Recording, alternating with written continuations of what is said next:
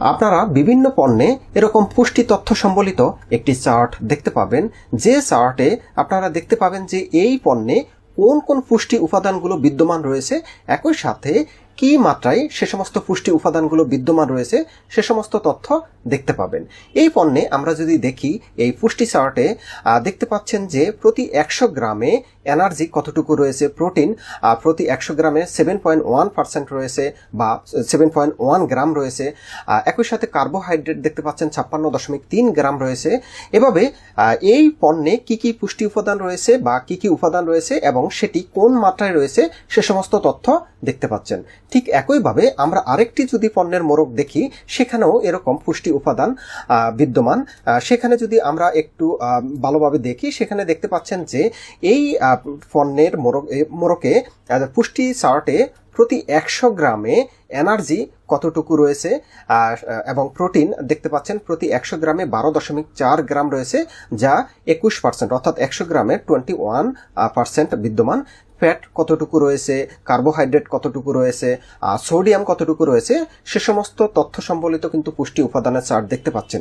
এখন আপনাদের অনেকেরই প্রশ্ন যে এই পণ্যের যে প্রোটিন এত পার্সেন্ট বা এত গ্রাম, সেটি আমরা কোথায় থেকে জানবো বা আমাদের পণ্যের মোড়কে এই তথ্য আমরা কিভাবে বসাবো?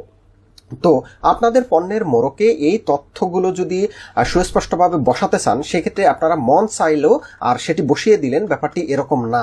এর জন্য আপনাদেরকে যে কাজটি করতে হবে, আপনাদের পণ্যটিকে সায়েন্স ল্যাবরেটরিজ থেকে পরীক্ষা করাতে হবে।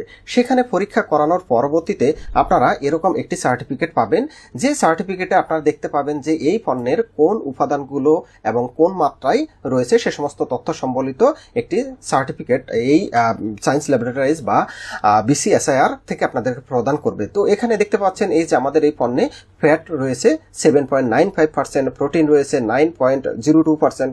সুতরাং এই রকম যখন আপনারা সায়েন্স ল্যাবরেটরিজ থেকে আপনাদের পণ্যটি পরীক্ষা করবেন, তখন এরকম যখন সার্টিফিকেট পাবেন, এই সার্টিফিকেট প্রাপ্তির পর আপনারা কিন্তু আপনাদের এই পণ্যের মোড়কের পুষ্টি তথ্য অপশনে আপনাদের সে সমস্ত পুষ্টি উপাদানের নাম লিখতে পারবেন এবং সেগুলো কোন মাত্রায় রয়েছে সেটি লিখতে পারবেন। সুতরাং আপনারা যারা আপনাদের পণ্য মোড়কজাত করে বাজারজাতকরণ করতে চাচ্ছেন, সেখানে আপনারা যদি এই পুষ্টি তথ্য দিতে চান, সেক্ষেত্রে অবশ্যই আপনাদেরকে সায়েন্স ল্যাবরেটরিজ থেকে এই পরীক্ষাটি করিয়ে সেই রিপোর্টের ভিত্তিতেই কিন্তু আপনাদের এই তথ্যটি আপনাদের পণ্যের মোড়কে ব্যবহার করতে হবে। অন্যথায় এটি কিন্তু দণ্ডনীয় হবে যে আপনি আপনার মন চাইলো আর আপনি এখানে কোন মাত্রায় কি উপাদান রয়েছে সেটি কিন্তু আপনি লিখতে পারবেন না। তো এই ব্যাপার নিয়ে যদি আপনাদের কোনো প্রশ্ন থাকে, সেক্ষেত্রে কমেন্টে আপনাদের প্রশ্নটি করবেন, আমরা অবশ্যই উত্তর দেওয়ার চেষ্টা করব।